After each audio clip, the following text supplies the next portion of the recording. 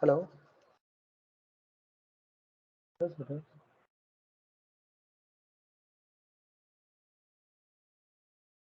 हाँ, अच्छा अच्छा हम्म।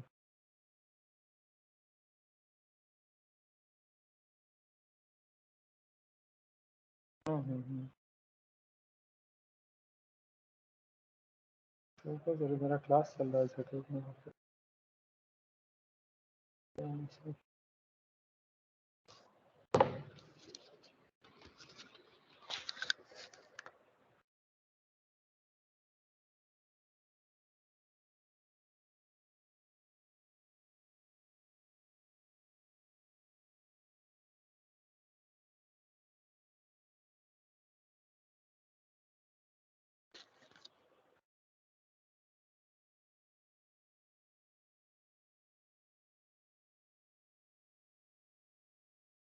Okay, so x2 minus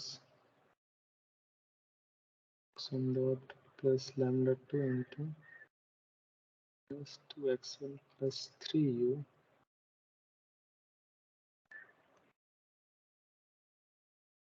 minus x2 dot.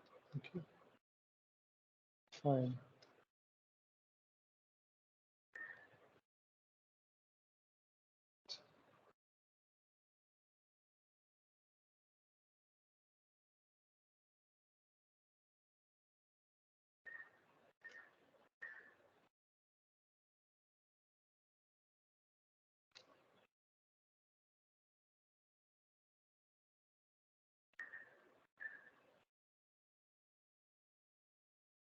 Okay, and now what we'll do is let's derive or or I mean the necessary conditions, right?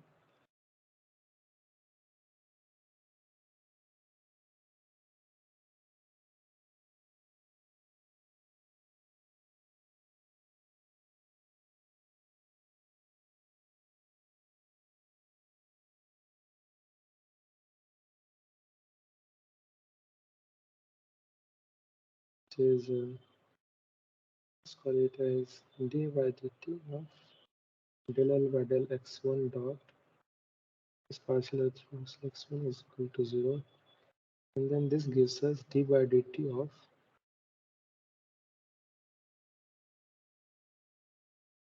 x1, isn't it, minus lambda 1. Okay, and minus x1 dot and minus 2 lambda 2 0. So we'll have x1 dot minus lambda 1 dot minus x1 dot minus 2 lambda 2 is equal to 0. This cancels out, so we are left with lambda 1 dot is equal to minus 2 lambda 2 start quantities, right? And likewise, the second equation is d by dt of x2 dot minus partial L by partial x2 is equal to 0. And this gives us d by dt of partial L with respect to x2 dot. And this gives us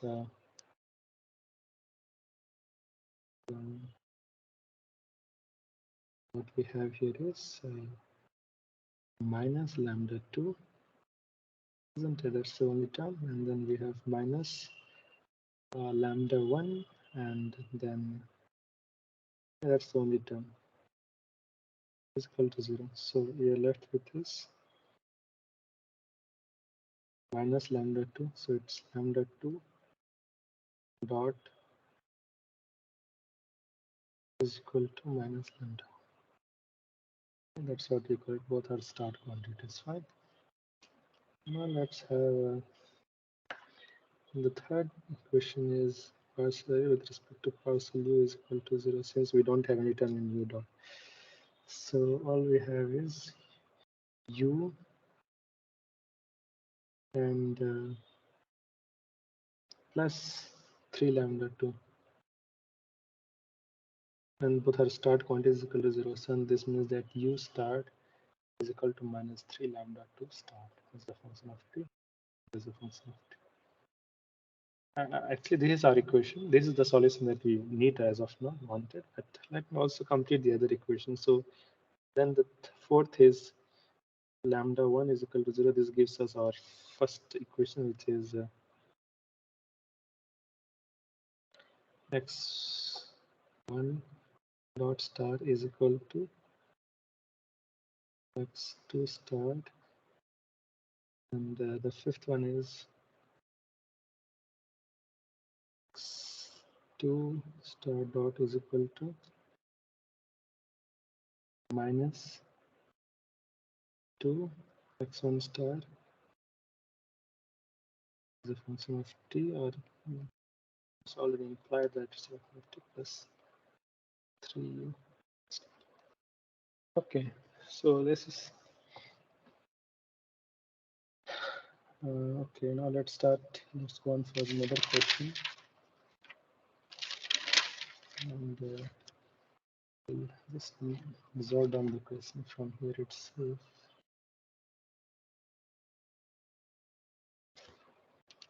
Okay.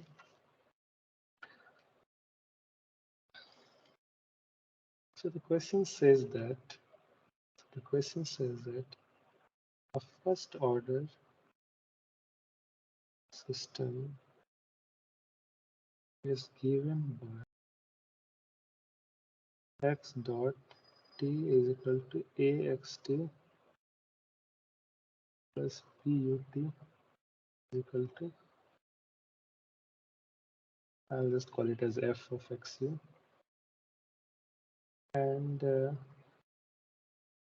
pi is j is equal to half 0 tf qx squared t plus q squared t dt, where xt naught is equal to x naught, xtf is free and tf being fixed. So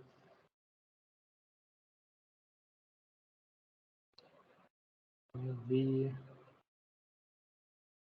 need to, or essentially, determine the optimal state x with x star. Okay, so we need to determine the optimal state. Now let's start solving the problem.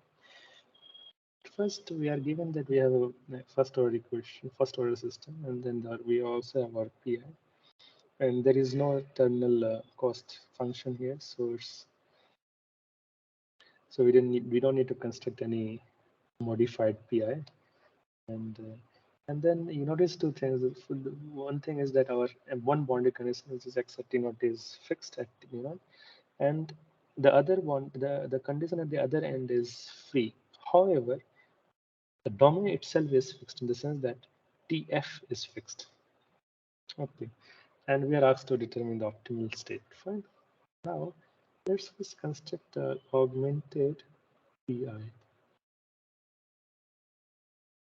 The augmented pi is ja as a function of u is equal to 0 tf half of q squared plus ru squared plus lambda, and then we'll write as ax plus bu minus x dot. This is what, and this is our Lagrangian function L. Fine. Now for such a problem, the necessary condition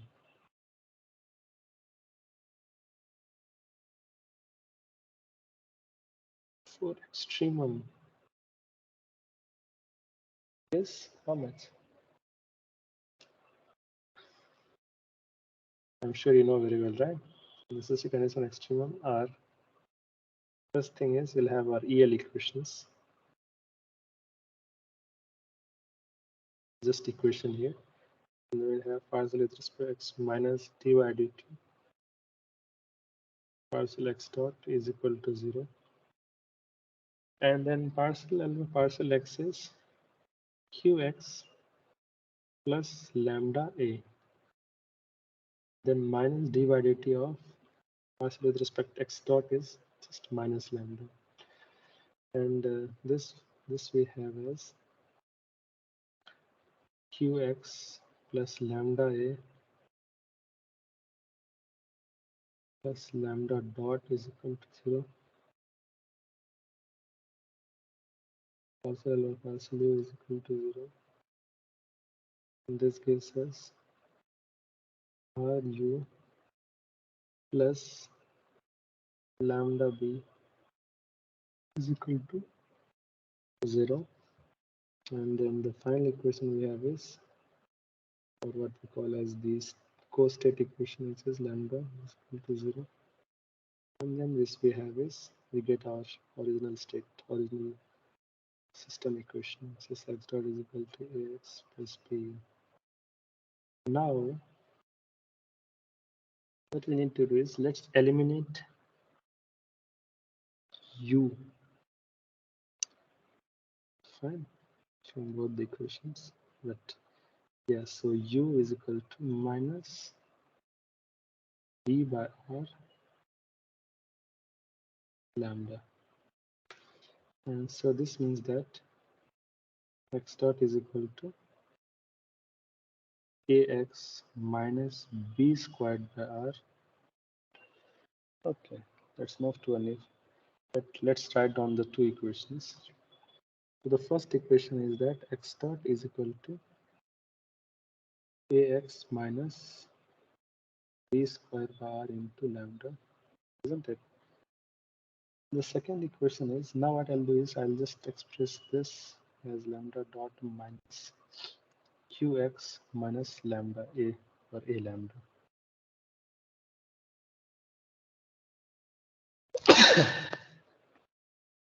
Sorry. So we have lambda dot minus qx minus. Now when you carefully look, this is a coupled equation in x and lambda. Okay, and it's not very easy to directly do it from about to eliminate one from the other. We cannot express in terms of, we cannot construct a function just in terms of lambda or just in terms of x. So what we'll do is, let's just construct a matrix. So this looks like a, let's construct a matrix ODE.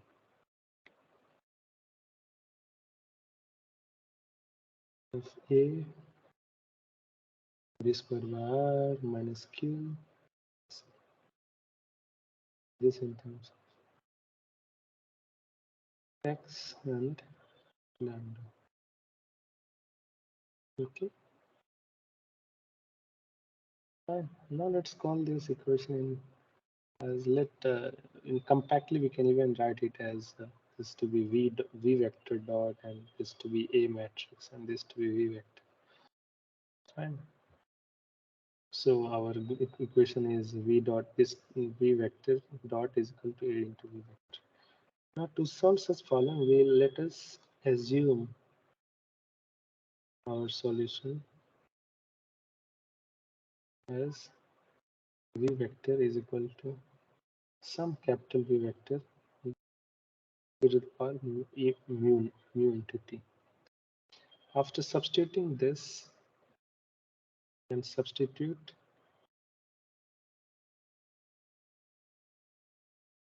let's call this as equation 1. I'll call this as 1 and this to be 2. So we substitute this equation in 2. So what we'll have is v dot is mu into v vector into e to the power mu t. It's capital V vector. Just to, or not to get confused, I'll just call it capital X, but that's there. Maybe capital Y. and this is equal to a into y vector to the power mu t. And this we can write here as rearrange this to give us a minus mu identity matrix into y vector to a mu t is equal to 0. Now you see that mu t is never equal to 0, right? For finite u and mu and t. So this means that we can have a minus mu I to is equal to 0. Now when you take a look at this equation carefully, it looks like some eigenvalue problem, isn't it? So what we do is, for non-trivial y vector, we need to have the determinant of a minus mu I to be 0. So this gives that determinant of a minus is minus mu b squared by r into minus q minus a minus. So then this gives us a minus mu minus, and then we'll have a plus mu, and then again minus b square q by r is equal to 0. And we'll call it as a square minus mu squared minus b square q, or take it to the other side, just we'll have b square q by r. And what you see here is it's just mu squared is equal to a squared plus b squared q by r. Let's call this as beta squared, or let's have as mu is equal to plus minus root over a square plus b square q by r. And let's call this quantity as plus minus beta. So this is our beta. Right. Okay, so we have got our eigenvalues, which are mu1, 2. So we have two eigenvalues.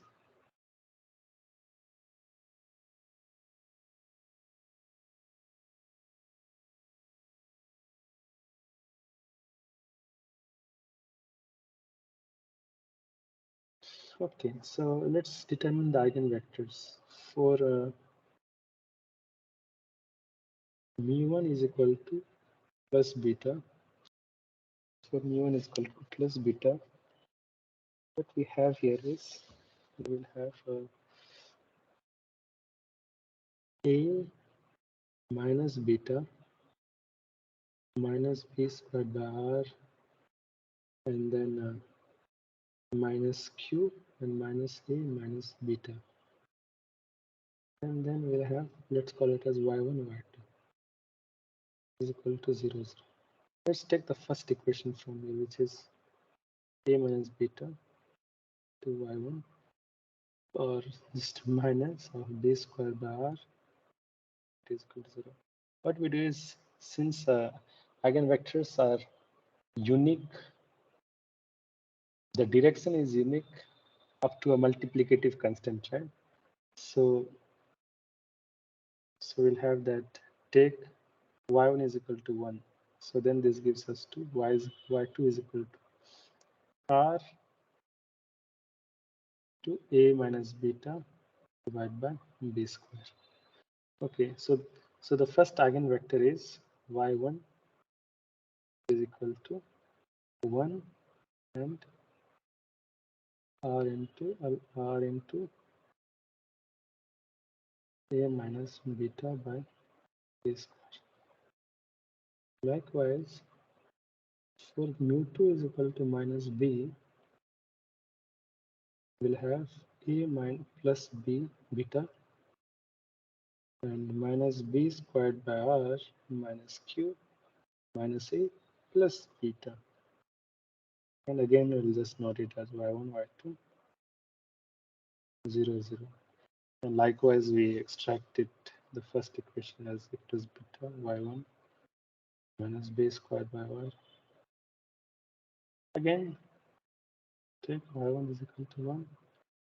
This gives us y2 is equal to r into a plus beta divided by p square.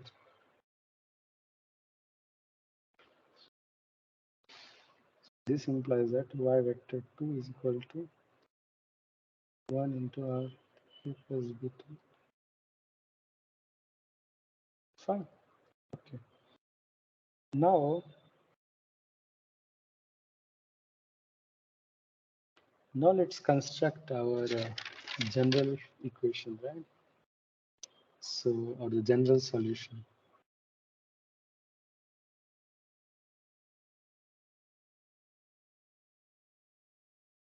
The general solution is that v vector is equal to c1 y1 vector into e beta t plus c2 into y2 into e to the power minus beta t.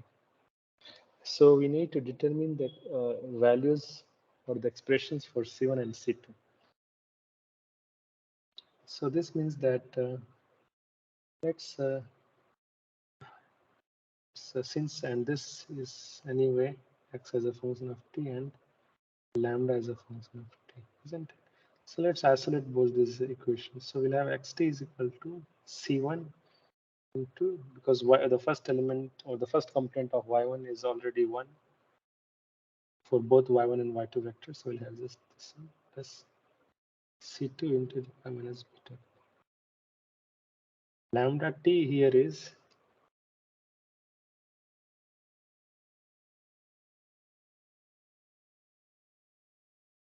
c1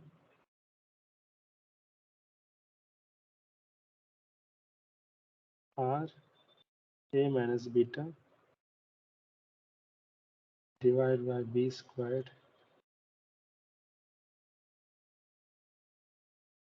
e to the power beta t plus c2 r a plus beta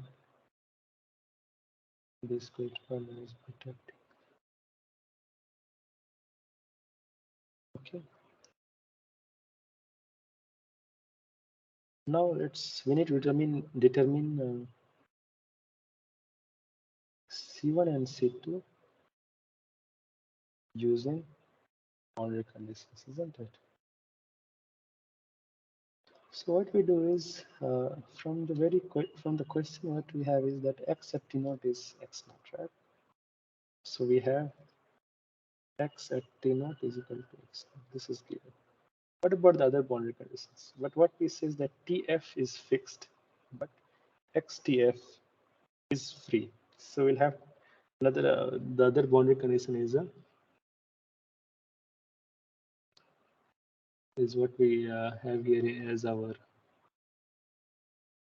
You recall that, right? The other boundary condition is del L by del partially with respect to x dot at tf to del xf is equal to 0, but this is not equal to 0. So this means that partial with respect to partial x dot is 0 at tf. So this means that when we go back to our Lagrangian function, partial with respect to partial x dot is minus lambda, right? So we have minus lambda tf is equal to 0. So which we have is just lambda at tf is equal to 0.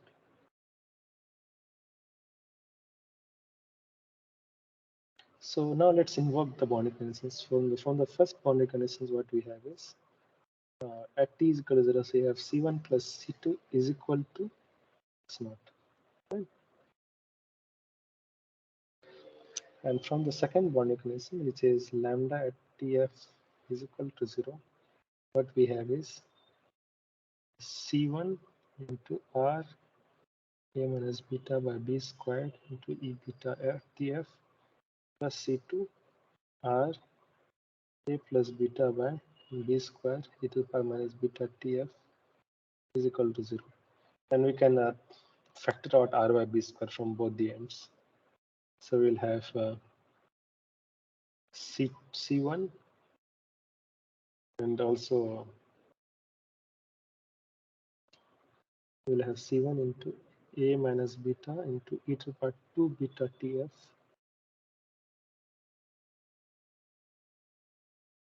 plus c2 into a plus beta is equal to 0. And using this, what we'll have is C2 is equal to minus A minus beta by A plus beta into e to the power 2 beta TF into C1. And then substitute C1 and C2 in X naught. So we'll have C1 minus, I'll just take this out to be C1 into 1 minus A minus beta by A plus beta into e to the power 2 beta TF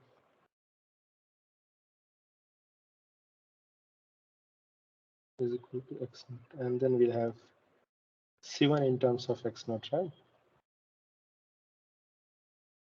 And this looks a messy equation. So we'll have C1 in terms of X naught and thereby X star as a function of C1 you have C1 into e to the power beta t plus C2 also in terms of beta t, right? Power minus beta 2, and we have the expressions from here C1 and C2, and then get back our the optimal space that we want. Okay, now let's proceed to another question.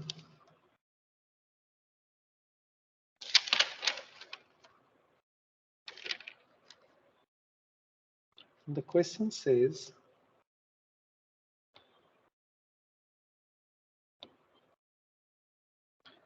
that what is the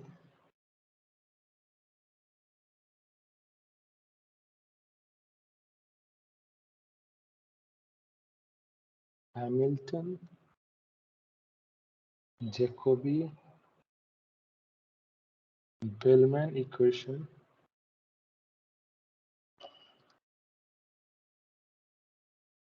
for the system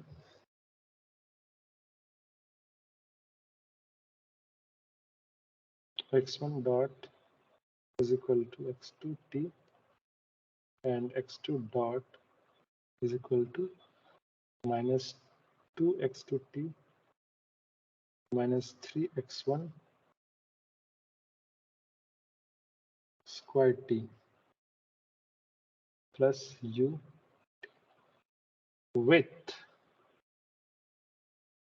the pi is j is equal to 0 to tf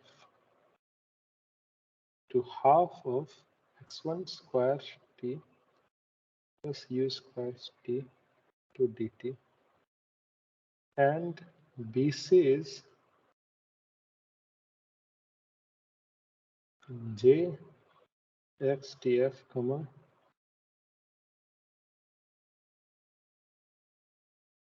s xtf comma tf is equal to 0.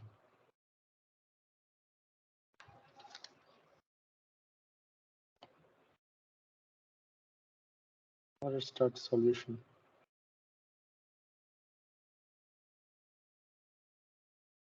And when you take a look at the from the performance index, we see that there is no terminal cost function term, right? So here what we have is s is already 0,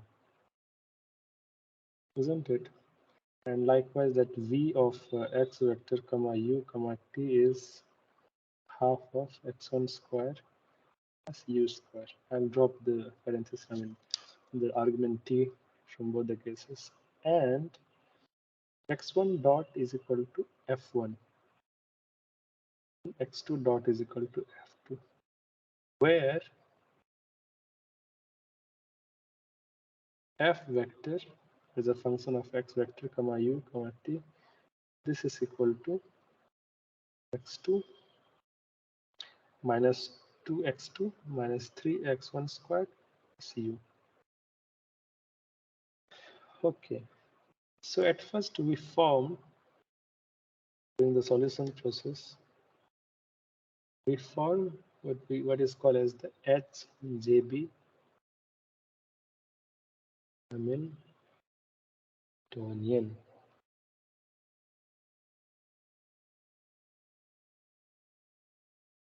Okay, and then this gives us that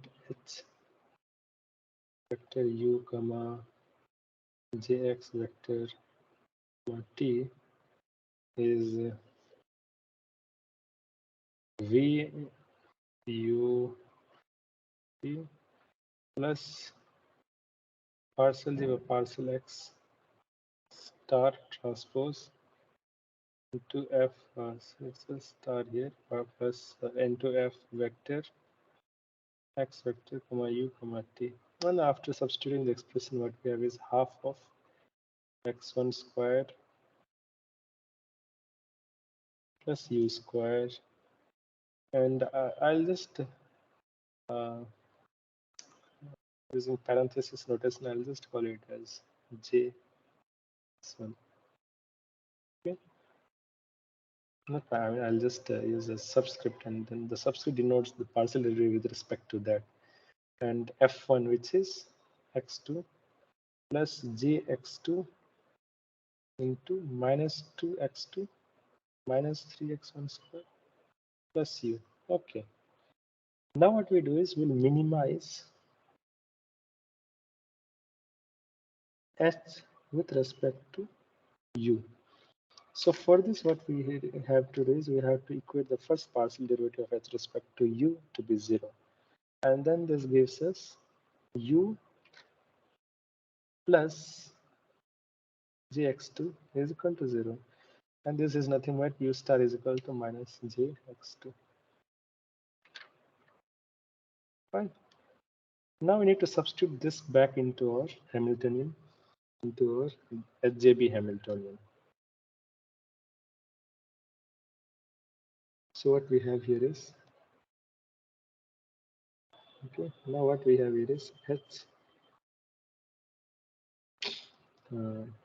I'll just call it as optimal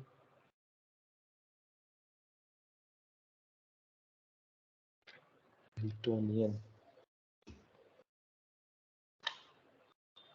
So the optimal Hamiltonian is H star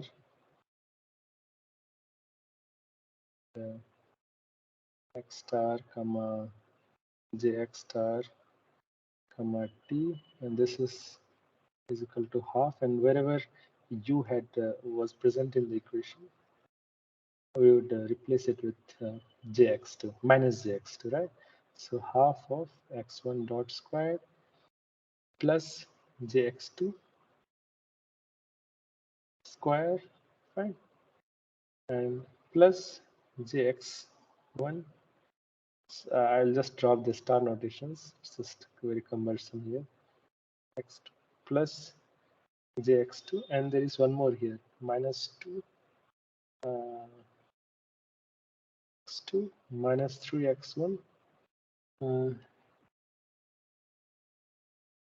minus 3x1 squared, and again, and then you see that there is a plus u term, and then we need to replace with respect to minus jx2. Okay, now let's expand this term. We'll have is half x1 dot squared plus, now what you see here is there is a half jx squared, jx2 squared, and okay, let me just expand it, plus jx1 x2 plus jx2 minus 2x2 minus 3x1 squared minus jx2 squared. Now what you say is plus half jx2 squared and minus half jx2 squared. So we'll have half x1 dot square, and I'll just club it in where our factor is jx2, and this is minus 2x2 minus 3x1 squared, and then it simply becomes minus jx2 by 2. Okay, so our Hamiltonian Jacobi Bellman equation is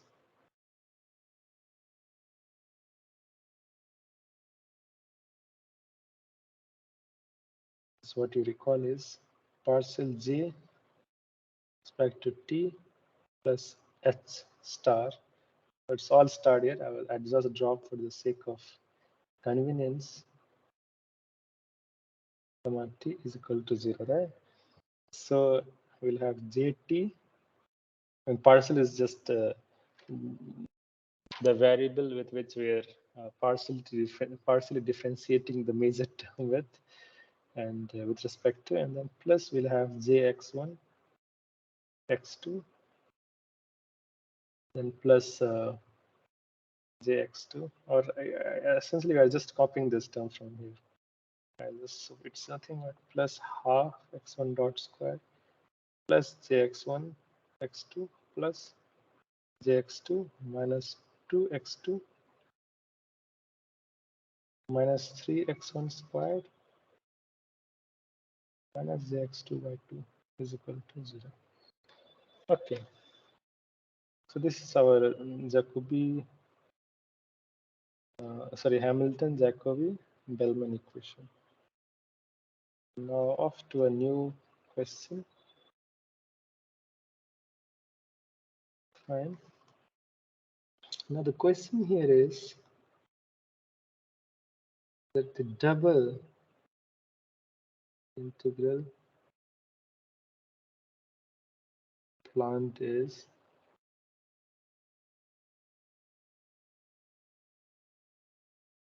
x1 dot t is equal to x2 t and x2 dot t is equal to ut and is to be transferred from any state to the origin in minimum time with the state and control control constraints as u of t is less or equal to 1 and x2 t is less or equal to 2. Now, what will be the optimal control law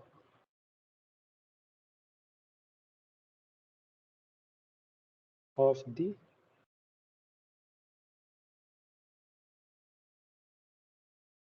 given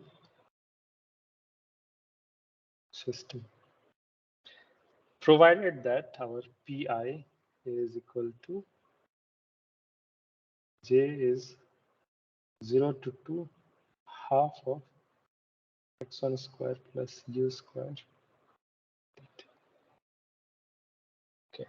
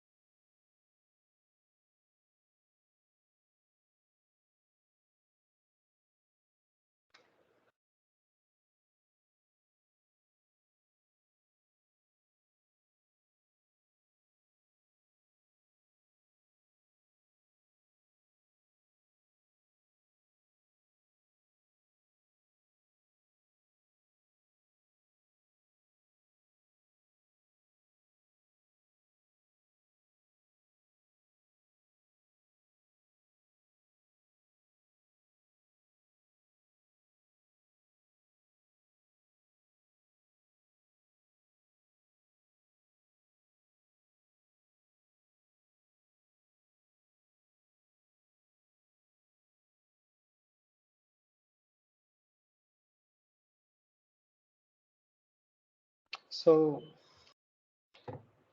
what we see is that the given problem, let me start say that the given problem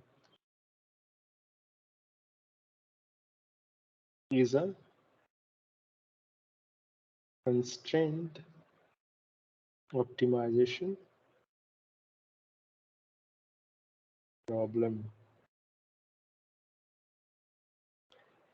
And we shall invoke, or we shall apply the penalty function method.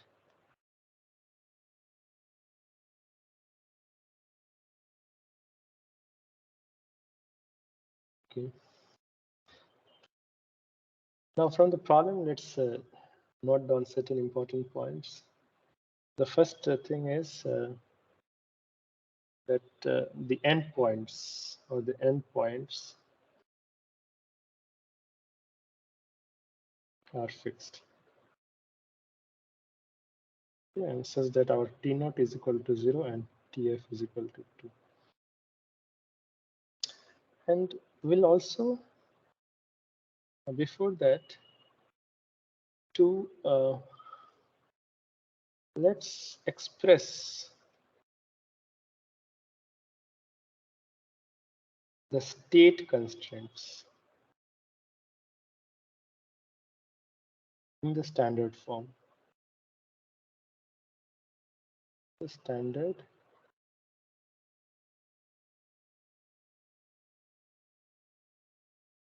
form. Now, when you take a look, then we have x2 t is less, the absolute value is less than 2. This we can also write it as -2 is less or equal to, x2 is less equal to 2, isn't it? And then this we can expand it as, we'll have a set of two constraints, right? And let's write it in terms of some quantity which is greater or equal to 0. So for the first case, we'll have x2 plus 2, which is greater or equal to 0. And for the second case, we'll have is 2 minus x2 is greater or equal to 0. And then this we call as the first constraint here, we call as g1, which is greater or equal to 0. And the second is g2, which is greater or equal to 0. Okay.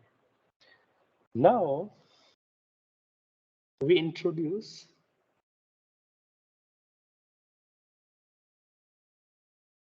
a new state variable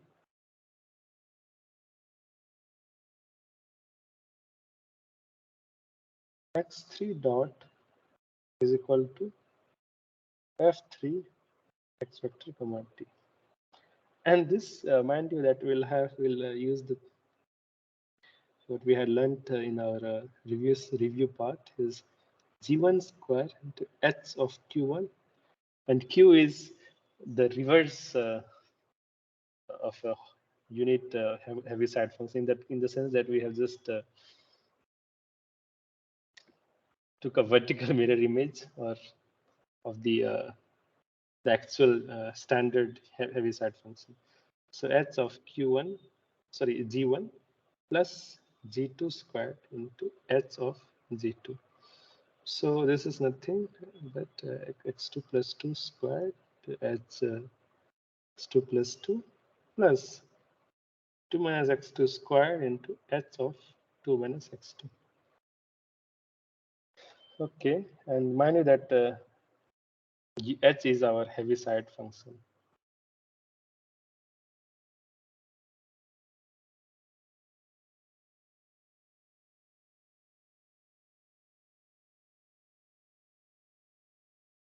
Heaviside function. Okay.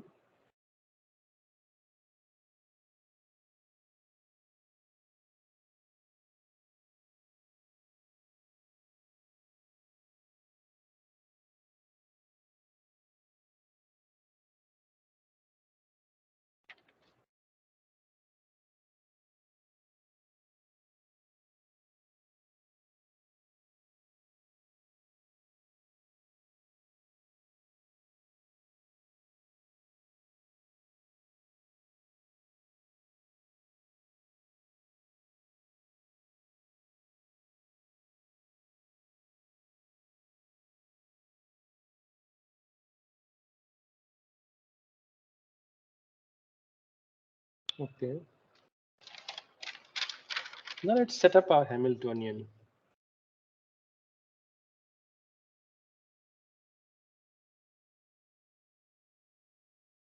And this will have as h of x vector comma q lambda vector, and then we have also a lambda 3 Ideally, let's club all of them into, say, x vector u lambda vector t. This is given by v as x vector comma u t plus lambda vector k. Let's see here, p lambda 3 comma t to f vector of x vector comma u comma t plus lambda 3 into f3. And then what we have is v is half of x1 squared plus u squared plus lambda 1 into f1, and f1 is x2. Okay, this is our f1, this is our f2. And then we have lambda 2 into u plus lambda 3 into this large expression, this long expression. I'll just call it as, I'll just write it down here. This, let me write it as script h plus 2 minus x2 whole square h into 2 minus x2. Okay.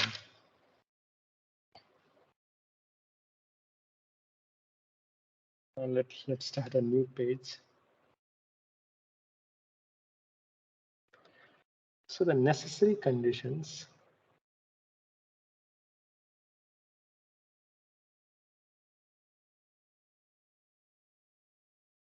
for extremum are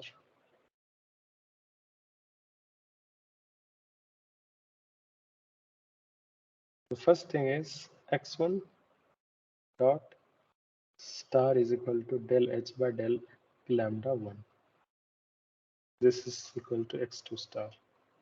Likewise, x2 dot star is equal to partial script h by lambda 2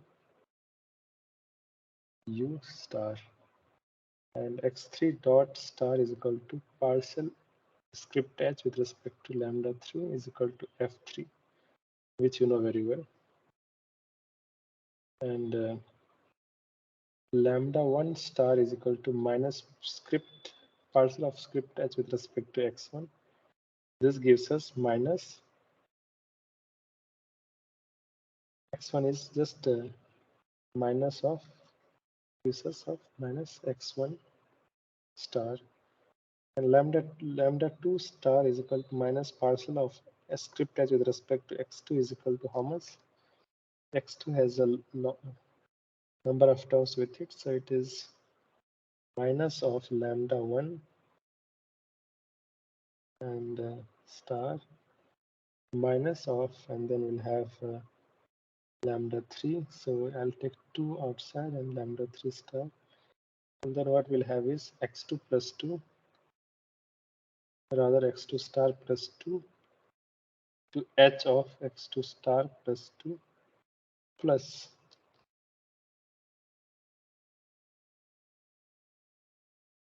what we'll have is actually it should be minus, but yeah, anyway, so we'll have minus minus 2 minus x2 star of 2h.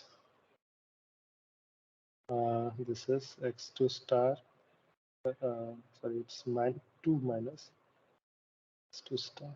Fine. And the third is lambda 3 dot star is equal to minus partial of script h with respect to x3. And this is given as, there is no term containing x3, right? So this is identically 0. Now we'll have to determine our u3 star, right? Or it's a u star. For this, what you have to do is take partial script h with respect to u is equal to 0, and then this gives us u plus lambda 2 star star is equal to 0. This gives that u star is equal to minus lambda 2 star. Now, since our u star is restricted that between to minus or has to lie between -1 and 1, So we'll have u star of t is equal to, instead of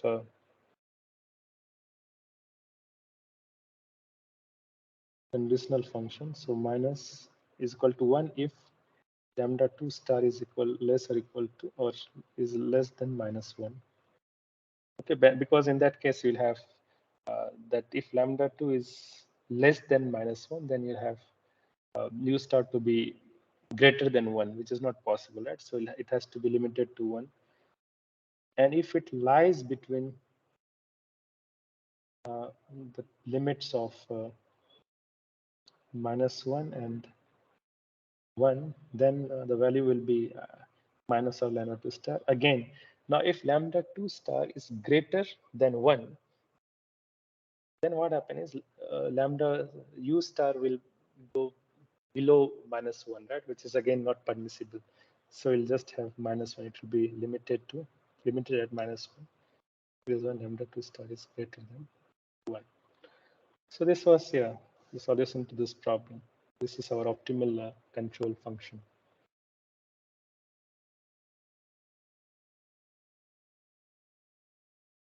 Okay.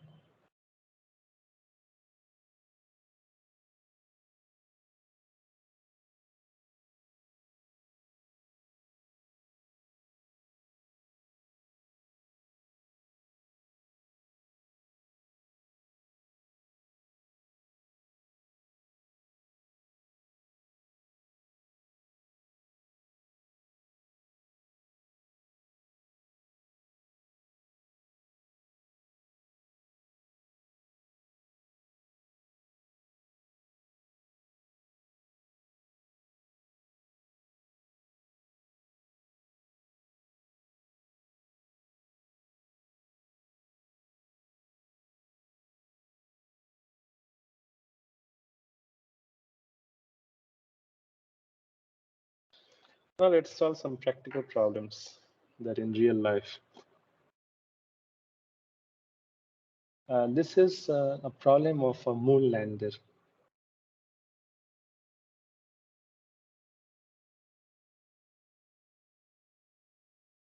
So the so the problem here is the problem description is given as that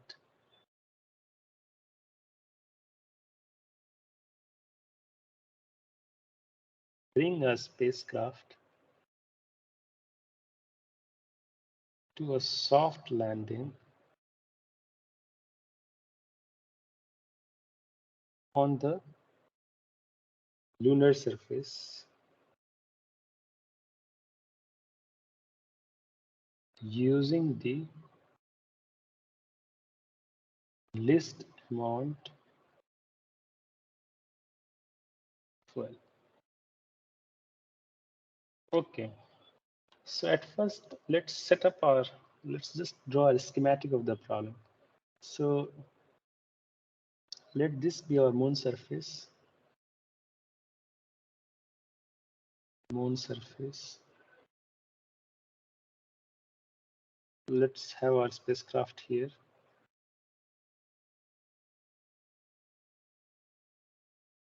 And this let it be at a height of h, the function of t. And we'll have some, let's denote some, let's note down some conventions here, or the notations that we'll be using. So the notation, the set of notations that ht here is very clear from the figure that it is height at time t. And then you have velocity is also an important factor here, and velocity, this is defined as h dot of t. And then one of the most important thing is our spacecraft is obviously its mass, right? Because that's what we are trying to optimize here, isn't it? That so it's of mass of a spacecraft, and this is as a function of time, because as it traverses it, as it moves through space, then obviously it has to expend some energy in order to uh, facilitate its motion, and that energy in this case, it comes from burning of fuel, which reduces its mass, right, as it moves along. So this makes the mass of this spacecraft a function of time. And the one more quantity is alpha t, which we call as thrust. This is thrust. And we restrict, or we let's consider, because we consider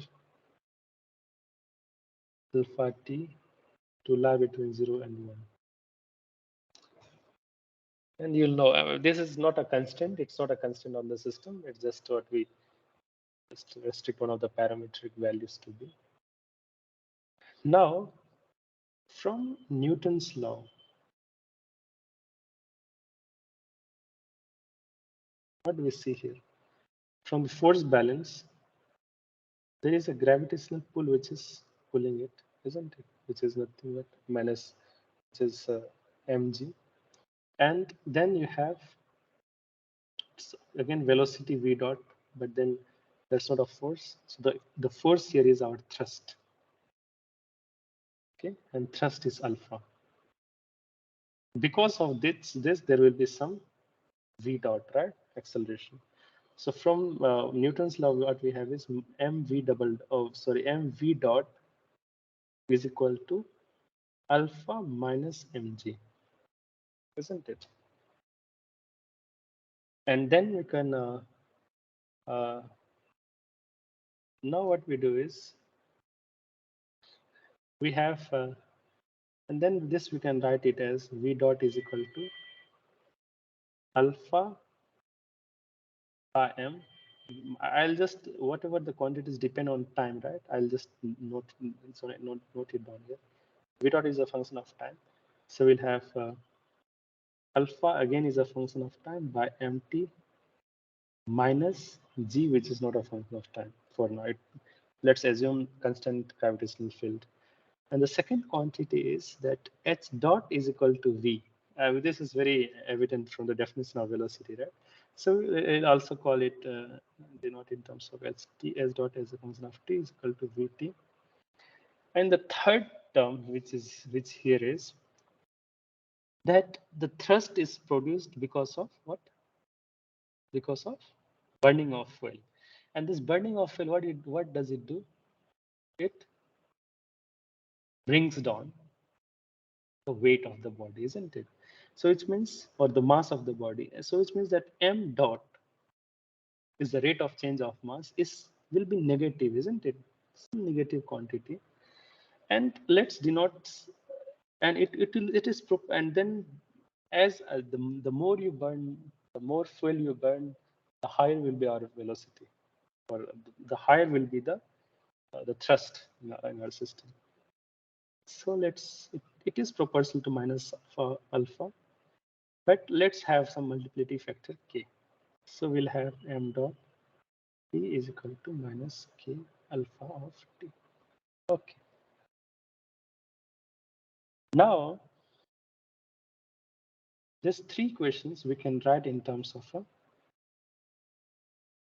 x dot or x vector dot is equal to f vector as a function of x comma t. Okay, and mind you that even alpha is a parameter comma t, and alpha is a scalar, so alpha is a t. Okay, and I'll actually try to what in as two terms as possible. So x vector function of t is equal to f vector of x vector of t, and this is alpha t. And although it's an implicit function of time, fine. And where our x vector, you know very well, is given by vt, ht, and mft. Now we want to, our goal is to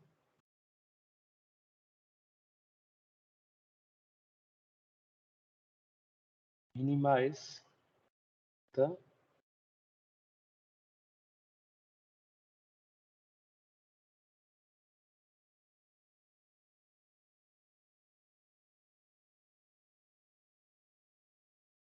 amount of fuel used.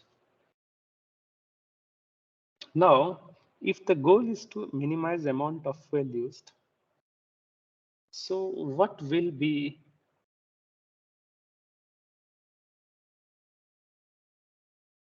the amount of fuel used, if I ask you that? It's given by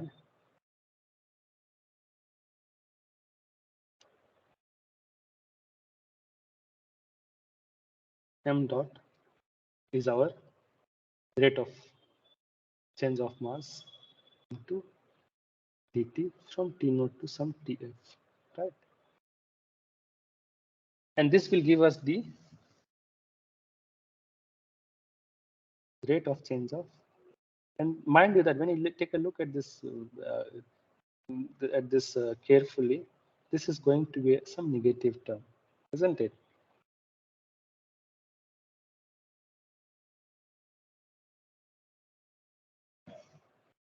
There's going to be some negative, and it gives us the amount of uh, delta m.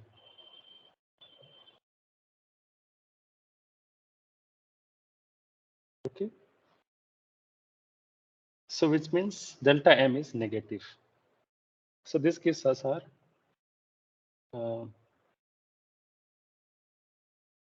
so amount of fuel used is how much? Minus of delta m, and which is equal to, and this we can write is as Tf to T naught m dot d vector. Okay, now this air is, okay, let's bring it down here.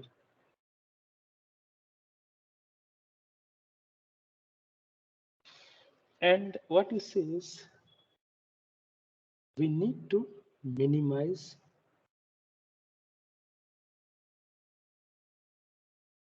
delta m, isn't it?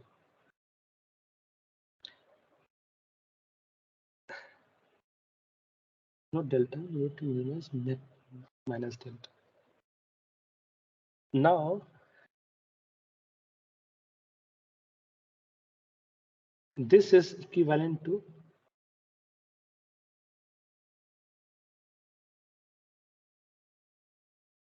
maximize delta m, right? And then mind you that delta m is a negative quantity. So what we can do is, this is the same as maximize some m naught plus delta m, isn't it? M naught is a constant. This is the same, right? I had told you that the extremizers remain the same even if you add some value to the cost function. Now m naught is our initial weight.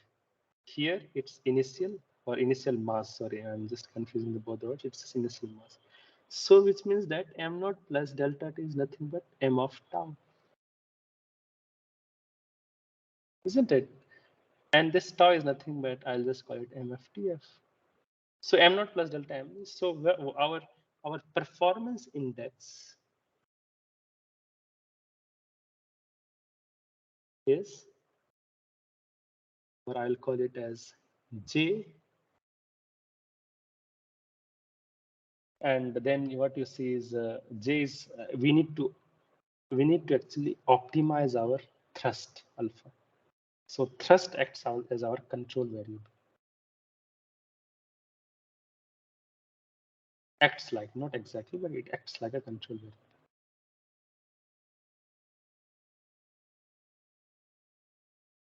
And this gives us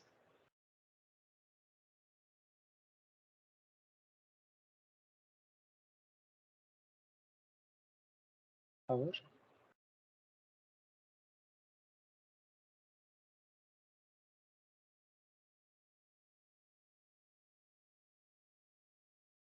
And this is our m of tau, or in this case.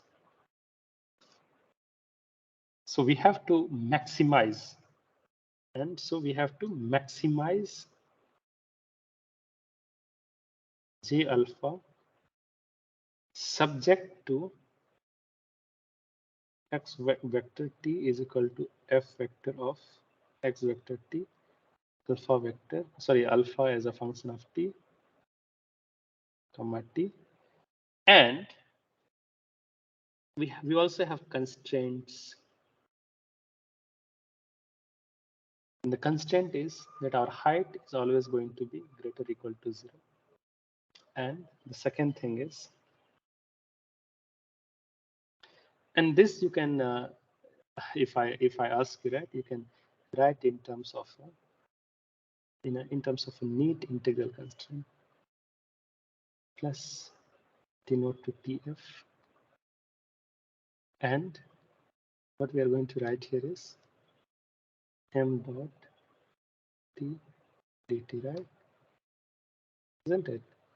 And then we can also furthermore write it as m naught minus t naught to tf, and kappa is a factor, alpha t dt. And so constants are h t is greater than 0. And second thing is that our mass can never be negative, isn't it? So these are constraints. So now you see, right? What we have is, we have this functional. So alpha, we need to optimize our alpha in such a way that the amount of fuel which burns is minimized, so as to give us, and this will actually maximize our performance index. And then we have the constant, which is a state equation, which is x dot vector is equal to f vector. And then we also have constraints on the from a physical point of view, which is that the height can never be negative, and m also cannot be negative. So this is the problem. Now you can construct a Lagrangian and then solve this problem, right? And the rest you know how to do it very well. And if you want, you can also write this maximize. You can also write it as minimize J alpha minus J alpha,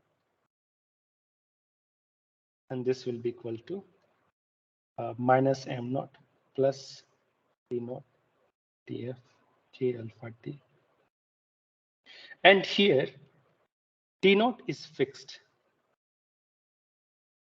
but tf is variable. So this was our equation that has to be solved. This is the problem that we need to solve.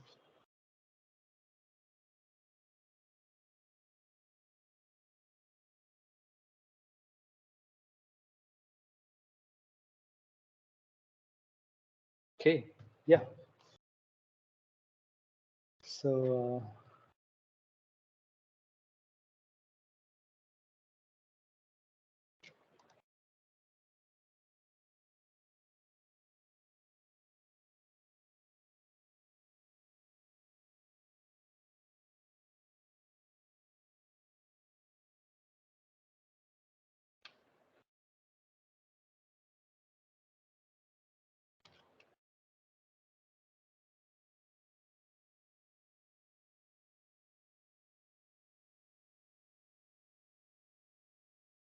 So I think we can stop our class here, and it seems that we are already time. In the next tutorial session, we will be discussing week 11 of the course, wherein we will begin with nanomechanics. So yeah, I think I'll stop recording, and let's meet in the upcoming class on 11th of upcoming tutorials on 11th of April. Thanks.